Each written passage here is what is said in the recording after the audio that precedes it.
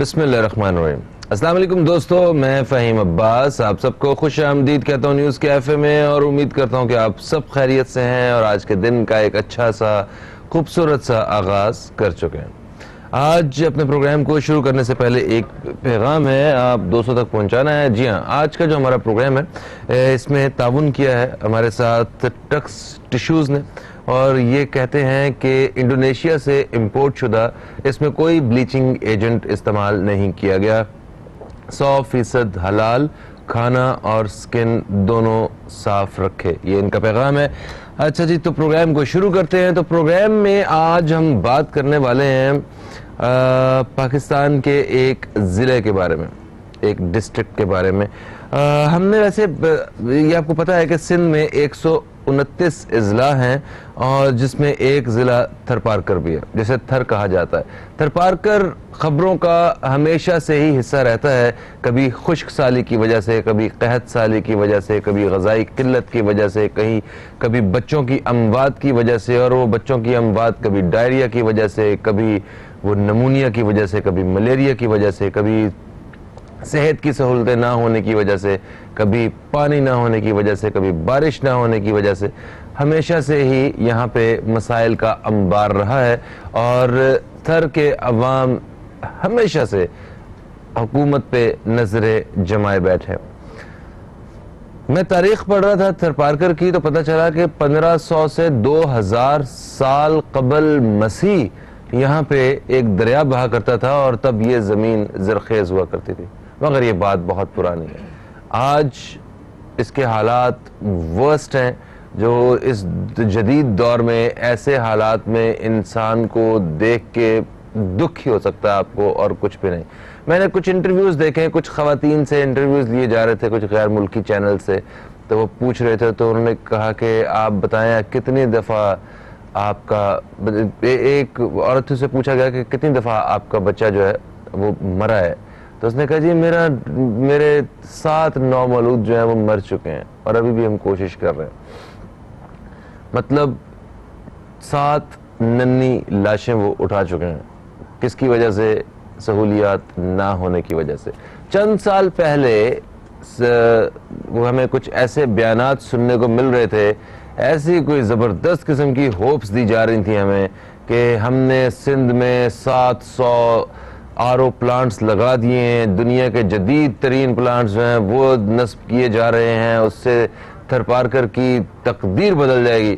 پتہ نہیں تقدیر کن کی بدلی، ہاں جنہوں نے لگائے ہیں ان کی شاید تقدیر ضرور بدل گئی ہو، یا جو مینٹننس دیکھ رہے ہیں ابھی تک ان کی تقدیر بدل گئی ہو، کہ جب پیسے پیچھے سے آ رہے ہوں اور کام نہ ہو رہا ہو۔ I don't know کیا صورتحال ہے، میں ایسے کسی پہ الزام نہیں لگانا چاہتا، مگر عوام جو ہیں وہ تکلیف میں مبتلا ہیں، اور یہ معاملہ میں میڈیا کا، پورے باقی چینل کا بھی شکر گزار ہوں کہ وہ کم از کم ہمارے ساتھ اس ایشو کے اوپر جو ہے وہ بات کرتے ہیں اور ان ٹاپکس کو ہائی لائٹ کرتے ہیں۔ ہم تب تک یہ ذکر کرتے رہیں گے اور حکومت کو ان کی باتیں یاد کرواتے رہیں گے جب تک تھرپارکر کے عوام کو انصاف اور ان کو وہ بنیادی سہولیات نہیں مل جاتی جو اسلام آباد، لاہور، کراچی اور دوسرے بڑے شہروں کے عوام کو ملتے ہیں۔ پروگرام کا سلسلہ شروع کریں گے، بات چیت کا سلسلہ شروع ہوگا۔ میرے ساتھ اسٹوڈیو میں جو مہمان شخصیات موجود ہیں، سب سے پہلے میں تعارف کرواؤں گا، میرے ساتھ ہیں رانا آصف حبیب صاحب، جو سماجی کارکن ہیں، انیشیٹو ہیومن ڈیولپمنٹ فاؤنڈیشن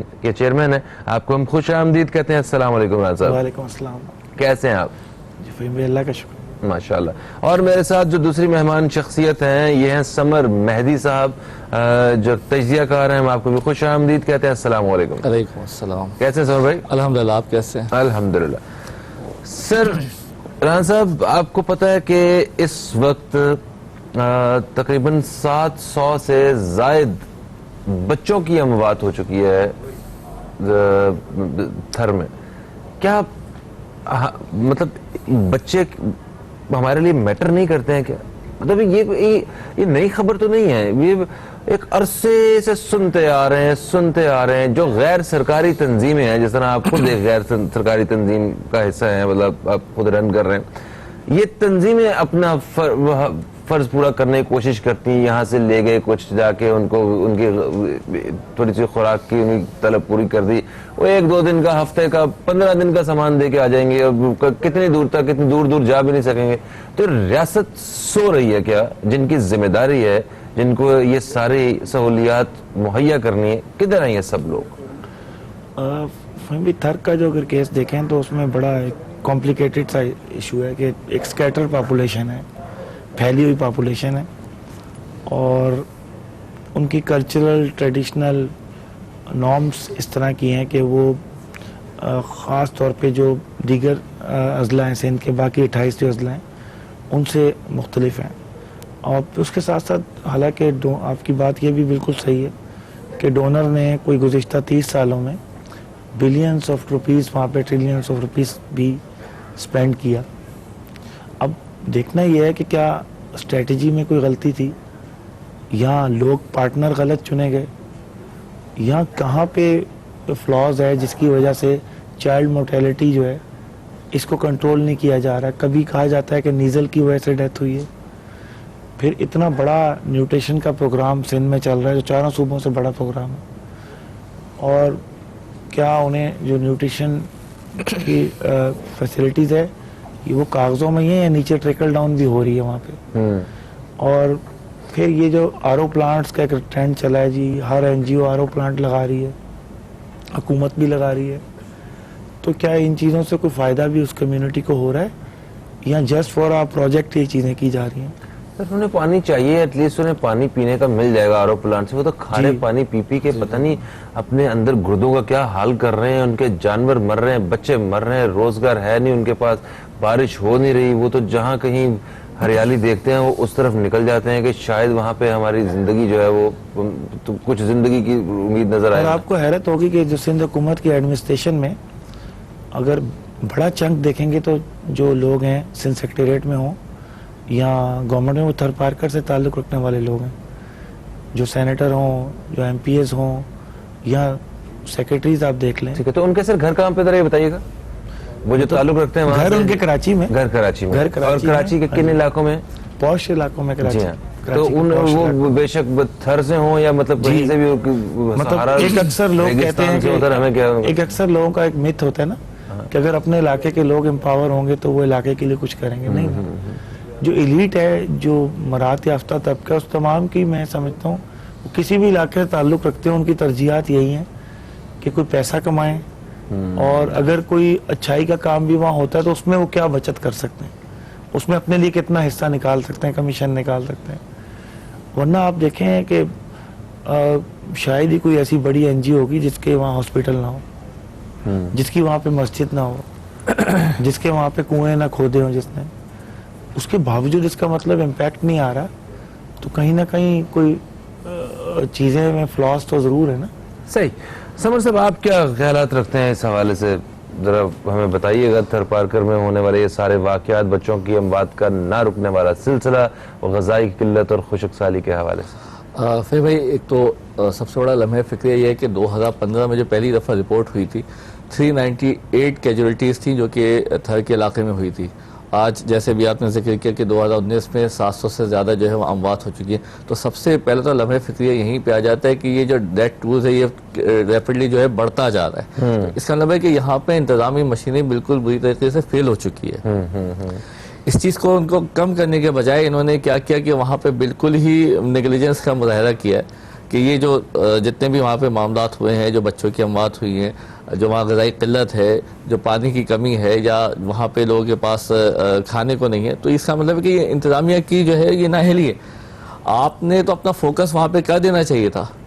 350 ایکڑ رقبے کے اوپر پھیلا ہوا جو ریگستان ہے, جو کہ دنیا کے جسے کہتے ہیں چند ایک بڑے ریگستانوں میں شمار ہوتا ہے, اس پورے علاقے کو آپ نے جو ہے, جو ابھی رانا صاحب نے کہا کہ اسکیٹرڈ تھوڑا سا ہوا ہے, چھوٹی چھوٹی آبادی پر مشتمل علاقہ ہے, تو چھوٹی چھوٹی آبادیوں کو تو زیادہ آسانی ہے آپ کو جتنی بھی سہولیات پہنچانا ہے, لیکن آپ نے بالکل تمام چیزوں کو جو ہے بالکل بالائے طاق رکھتے ہوئے آپ نے صرف فوکس جو آپ نے کہا کہ اپنی ذات کی طرف کر دیا.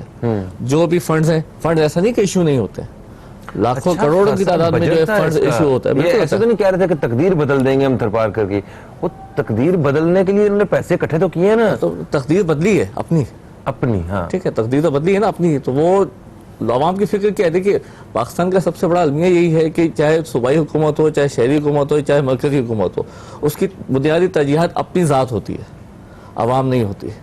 اگر عوام کی ضروریات کا خیال رکھتے تو آج میرے خیال میں 72 سالوں کے بعد بھی جو یہ آج یہاں پہ صورتحال ہو گئی ہے کہ قحط سالی کا شکار ہے وہ علاقہ، 72% آبادی جو ہے وہ قحط سالی کا شکار ہے، غذائی جو ضروریات اس کی پوری نہیں ہو رہی، جن میں سے 32% ایسے کہ جن کے پاس غذائی ضرورت ہی نہیں ہے، اپنے غذا کو پورا کرنے کے بعد ان کے پاس وہاں کچھ موجود ہی نہیں ہے۔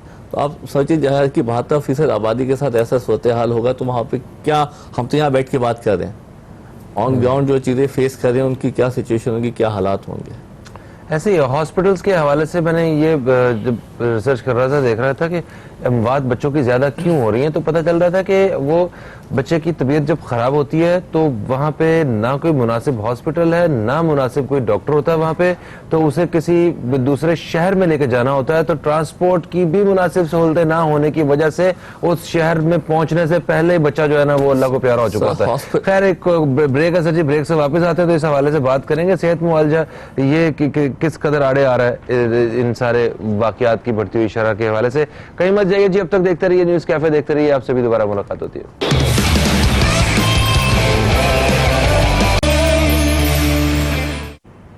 ویلکم بیک، آپ دیکھ رہے ہیں نیوز کیفے، میں ہوں فہیم عباس، اور آج ہم پروگرام میں بات کر رہے ہیں تھر میں بنیادی سہولتوں کے فقدان کے حوالے سے، اور میرے ساتھ اسٹوڈیو میں مہمان شخصیات جو موجود ہیں، ایک دفعہ پھر سے میں ان کا تعارف کروا دیتا ہوں۔ میرے ساتھ موجود ہے رانا آصف حبیب صاحب جو کہ سماجی کارکن ہیں اور انیشیٹو ہیومن ڈیولپمنٹ فاؤنڈیشن سے ان کا تعلق ہے، اور میرے ساتھ دوسرے مہمان موجود ہیں سمر مہدی صاحب جو کہ تجزیہ کار ہیں۔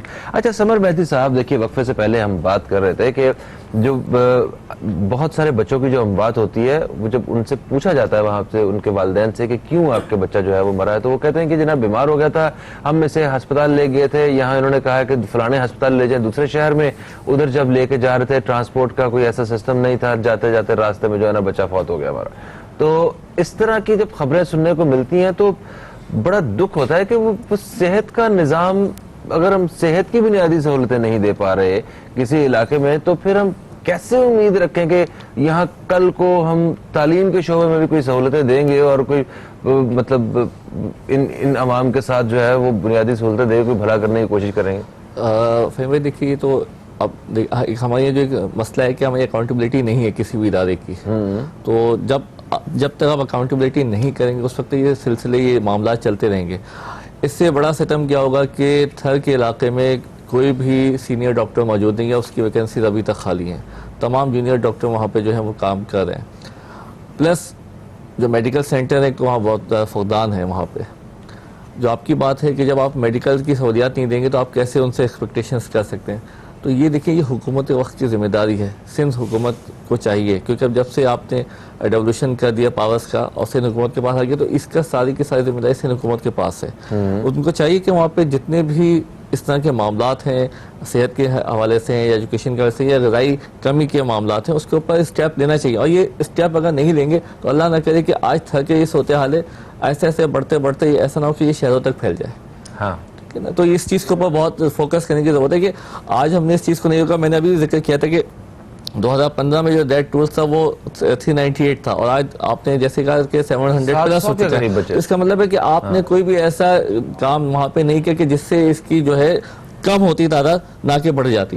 صحیح۔ اچھا زمان صاحب یہ بتائیے مجھے کہ کیا یہ ساری ذمہ داری جو ہول سول رسپانسبلٹی ہے یہ سندھ گورنمنٹ کی ہی ہے یا وفاق بھی کچھ اپنا کردار ادا کرتے ہوئے کچھ کام کر سکتی ہے عوام کے لیے؟ بالکل صحیح ہے کہ سندھ حکومت ہے، شہری حکومت ہے، وفاق ہے، کہ تینوں پلرز ہیں، ٹھیک، پاکستان کی تینوں حکومتیں پلرز ہیں پاکستان کی، تینوں حکومتوں کی ذمہ داری ہے۔ اگر سندھ حکومت وہاں پہ کام نہیں کری تو پھر وفاق کو آگے آنا چاہیے، وفاق وہاں پہ آ کے جو بھی صحت کے مسائل ہیں یا اتھارٹی ہوتی ہے نا وفاق کے پاس؟ بالکل ہوتی ہے، کہ بالکل اتھارٹی ہے، پورے پاکستان میں آپ کی اتھارٹی ہے، آپ جا کے وہاں پہ کام کر سکتے ہیں۔ لوگوں کی عوام کی بھلائی کے لیے یا فلاح و بہبود کے لیے آپ کو کسی اس کی ضرورت نہیں ہے، آپ جا کے کام کر سکتے ہیں، کوئی بھی بندہ کام کر سکتے ہیں، چاہے وہ سرکاری ادارے ہوں چاہے وہ غیر سرکاری ادارے ہوں۔ بالکل صحیح۔ اچھا رانا صاحب دیکھیں، سندھ گورنمنٹ کی جانب سے مطلب جو ہمارے وہ سارے صاحبان جو ارباب اختیار تھے انہوں نے کچھ سال پہلے یہ بات کی تھی کہ ہم تھر پارکر کی تقدیر بدل دیں گے، ان جملوں کے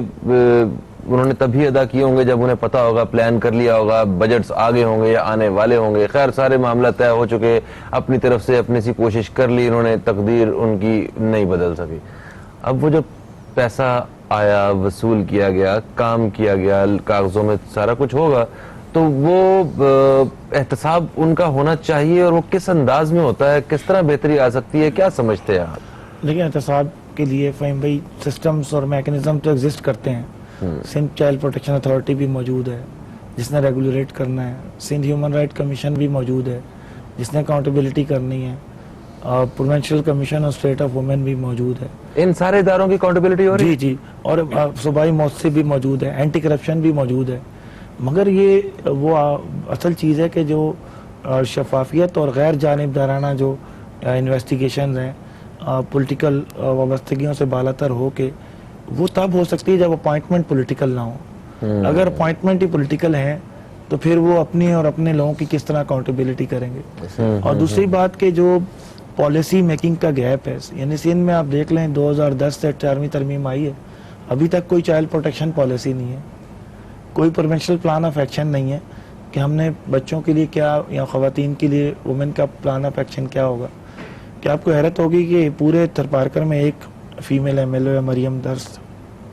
اس کے ساتھ ساتھ آپ دیکھیں جب تھرکول کا منصوبہ بن رہا تھا تو یہ سارے آپ جو بیانات کہہ رہے ہیں سیاسی بیانات ہوتے ہیں کہ تھرکول کے آنے سے دودھ اور شہد کی نہریں بہنا شروع ہو جائیں گی, پورا ملک بھی اندر غربت دور ہو جائے گی. یہ جنرلائز امپیریکل جنرلائزیشن, یہ تو ویسی ہی باتیں لگ رہی ہیں, اس سے ملتی جلتی باتیں ہم نے سنی ہیں, وہ 1 کروڑ نوکریوں والی اور 50 لاکھ گھروں والی. کبھی ہم کہتے تھے کہ وہ تیل نکل آئے گا سمندر میں سے تو پاکستان امیر ہو جائے گا, یا آپ نے ایک وہ سٹنٹ دیکھا تھا وہ سکندر, یہ پیسے واپس لے لیں گے تب بھی پاکستان امیر ہو جائے گا. اسلام آباد میں تھا, وہ کہتا ہے پانی سے کلٹس چلے گی تو انقلاب آ جائے گا, اور اس پہ اینکر نے پروگرام بھی بڑے لمبے چوڑے کیے.